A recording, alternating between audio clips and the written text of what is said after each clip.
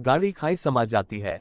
अगली सुबह अखबार में हादसे की खबर छपी होती है, लेकिन साथ ही करोड़ों रुपया की हेराफेरी का आरोप भी सुरेश के ऊपर लगा होता है। दरअसल सुरेश के बॉस ने ऐसे कई खातों से सुरेश के जरिए पैसे निकलवाए थे, जिन खातों में लंबे समय से कोई प्रतिक्रिया नहीं हुई और बैंक की ऑडिट के दौरान पाया गया कि सुरेश के सिग्नेचर की मदद से ये काम हुआ है। लेकिन अब सुरेश दुनिया में ही नहीं है।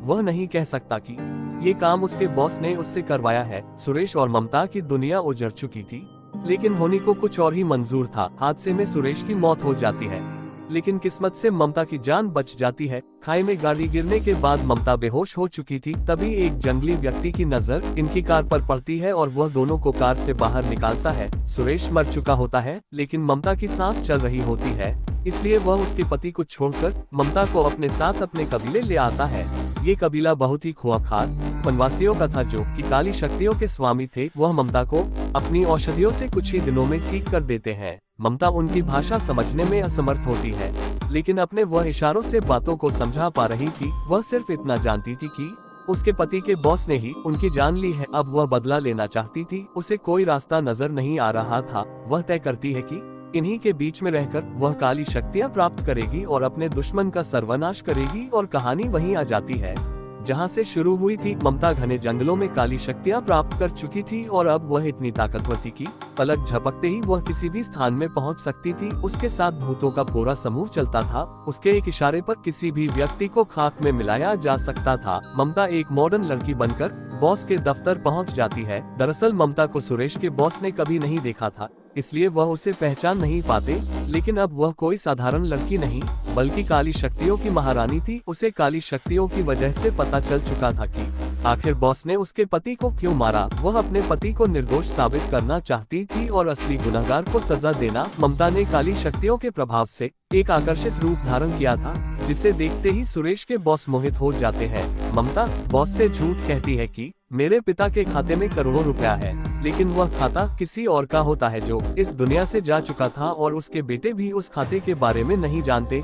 लेकिन ममता को अपनी काली शक्तियों से उस खाते की जानकारी मिल जाती है, इसलिए वह उदाहरण की तरह उसी बैंक खाते का इस्तेमाल करती है। बॉस खाते का बैलेंस देखकर दंग रह जाते हैं। उन्हें लगता है कि अब लंबा हाथ मारने का मौका मिला है। तभी बॉस कहते हैं, जी मैडम, ये तो बहुत आसान है, लेकिन इसके लिए 50% मुझे चाहिए। ममता तुरंत हाँ कर देती है। तभी वह अपने एक क्लर्क को बुलाते हैं और कहते हैं कि जाओ मैडम के खाते से पैसे निकालने की प्रक्रिया पूरी करो। क्लर्क बैंक में नया था, उसे बॉस की काली करतूत नहीं पता कि बॉस कैसे निर्दोष कर्मचारियों को गैरकानूनी तरीके से पैसे कमाने के लिए इस्तेमाल करके उन्हें जुर्म में फंसाता है। क्लर्क बाहर चला जाता है। इसी दौरान सारी बातें ममता रिकॉर्ड कर लेती है ताकि उसे मारने से पहले अपने पति को निर्दोष साबित करने के सबूत हासिल कर ले। बॉस का आदेश पाते ही क्लर्क मुद्रा आहरण की प्रक्रिया प्रारंभ कर देता है और बॉस के चेम्बर में खूनी खेल शुरू हो जाता है। खिड़की के कोने कोने से कांच के टुकड़े टूटकर बॉस के शरीर में घुस जाते हैं और वह दर्द से चीख रहा होता है। ममता भूतों की मदद से बॉस के शरीर के टुकड़े टुकड़े करवा देती है। ये सब इतनी जल्दी होता है कि किसी को संभलने का मौका नहीं मिलता। बैंक में उपस्थित लोगों में अफरा-तफरी मच जाती है। बॉस के चैम्बर को खून से लाल देख सभी डर से कांपने लगते हैं। ममता ने अपना बदला ले लिया था। ममता चैम्बर से बाहर आकर अपने आप को पुलिस के हवाले कर देती है। ममता इतनी शक्तिशाली ताकतों की मालिक थी, अगर वह चाहे तो उसे कोई हाथ भी नहीं लगा सकता था। लेकिन वह अपने पति को निर्दोष साबित करने के लिए आत्मसमर्पण कर देती है और सुरेश का केस दोबारा शुरू किया जाता है। और कुछ ही महीनों में सुरेश निर्दोष साबित हो जाता है और पाया जाता है कि सुरेश के बॉस ने ही सारे अपराध किए थे और लंबे समय से वह ऐसी ही गतिविधियां करता चला आ रहा था। उसको कानूनी मापदंडों के अनुसार अपराधी माना जाता है, लेकिन अब वह इस दुनिया में नहीं था, इसलिए उसे दोबारा सजा नहीं दी जा सकती थी।